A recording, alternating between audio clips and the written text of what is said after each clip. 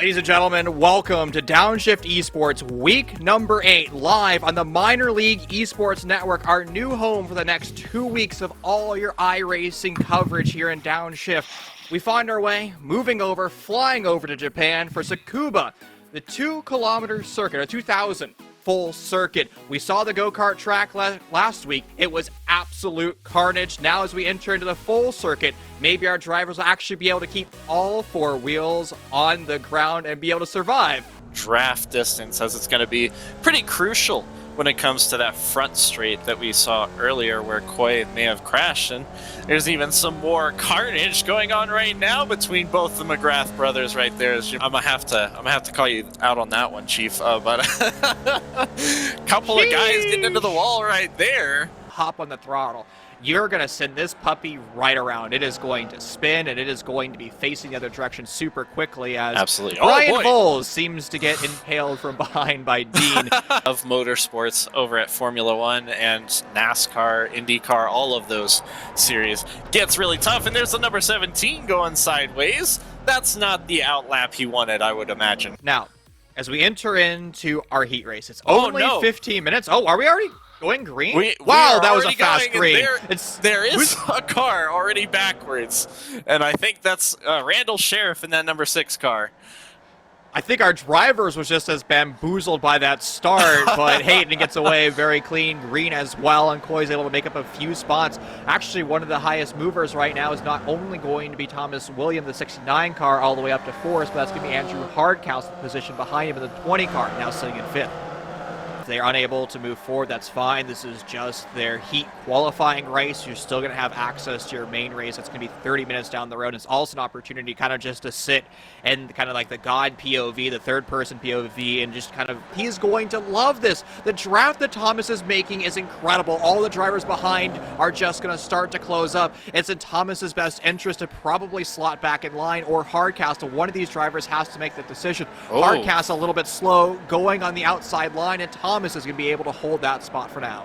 And that of Thomas Williams, Luke Dean, Brian Voles, all of them currently a big pack, and there's a car that is backwards, and that's the number 20 of Andrew Hardcastle. 10, so he's going to be back to where he started, and that's not exactly where he wants to be as he takes the inside line. Kenny McGrath on the outside. Kenny washes up just a bit, and that little bit of understeer may have slowed him down on exit, but again, Hardcastle going for the outside line, in through the S's. He's going to be on the outside once again through turn 4, and he's going to have to lift, but the over-under's there too. This might be perfect for Hardcastle, but unfortunately it's a right-hand corner moving forward.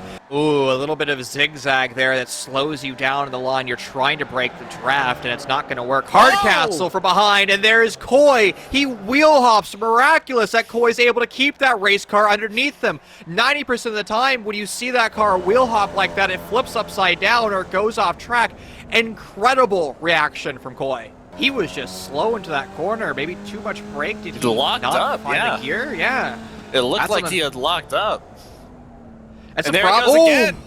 He's sideways almost into that turn 4, and he recovers it. If you start to react to the drivers behind you, you start to get overly defensive, start to make mistakes. Oh! Wow, that's an aggressive attack there for the 10 of Luke Dean. That might even be something that race control warns about as an attempted pass, much nicer than Luke Dean was in the previous endeavor. Oh, there he Luke goes. washes out wide for the second time going through this corner. Brian Voles should be able to make it happen, but he chokes the exit. He put so much wheel into it, Drew, that he has no exit speed whatsoever. Brian was too slow to fall in the draft. He's not going to really have the run going into the final corner, and now he's going to... he climbs the curb! It's gearbox to nose! Brian's pushing him across, and Brian might actually be able to do it, but he's just a few wheels down. Really, we need to be looking at that back of the field, because with Caleb Clifton and Randall Sheriff, drivers that could win this race with a bad heat race, they are going to be moving through that field. The green flag waves, and Thomas Williams, the 69 car, with a good start. But who was that for the flies to the outside? It's Nick Lighty who wheel hops Thomas Williams straight into the safer barrier. Here it goes. Massive damage to that car, forced to tow it early. Not the start that Nick Lighty wanted to have as a 33 car is probably forced to retire from the start. Thomas Williams now being pressured to the outside. A good defensive run for him. He maintains the spot. It's a bit defensive for him. He can hold that lane. It's probably going to be a free pass for him. Dean once again washes up. He's been running this high line almost like a stock car. Brian Foles is around. It's a massive damage to his car. And I think that was Sheriff that was collected as well. Sheriff is having a terrible day. No, it was Abbott. Oh, even worse for Abbott. That's not what he wanted for his championship run. They're starting to catch. They're starting to grab Thomas, who can't be looking to his mirrors. You have to put fast laps down as Thomas too much brakes, but the same thing can be said for Dean, who washes out. Battling, and Hayden's going to wash away or walk away from it as well. I mean, look at the distance between Dean and now Williams as Jimmy Hayden takes the lead. Dean. They're spinning more. Oh, no. And I think that might have been Randall Sheriff that gets caught up, but cannot get the exit speed. He'll be slightly slower going into this first turn, but he's still holding that line strong, Brian. That was a great attack there from Coy as he's able to make expecting, but Thomas Williams was a bit slow. He's going to have to check his mirrors and see Coy dive bombing on the inside. Great respect between two drivers, and Thomas is going to have to concede that spot. Kenny McGrath causing a bit of chaos, and it's actually allowed Thomas to get closer to Coy. And look at it's that. also allowed for Green to go for this pass. Oh, no! There's lap traffic now involved. Kenny makes a huge mistake. He wheel hops against Green, and it's allowing Thomas to now go back around. I think the stewards need to look at that one, Drew, because Kenny should not be racing. He has multiple laps.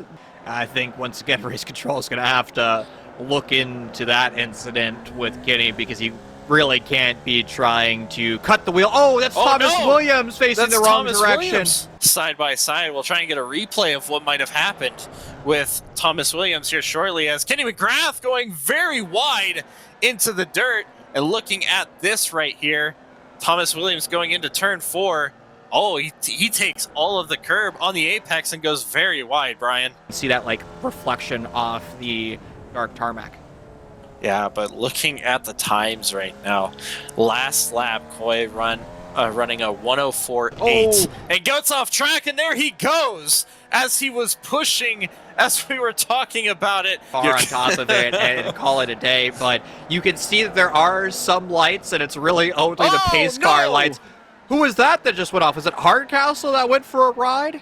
That was Coy McGrath on the inside of what looked to be Corey Abbott. A caution going out, and I think that might be just due to the sheer nature of how dark it is right now. So given that the caution has been thrown, this will be your finishing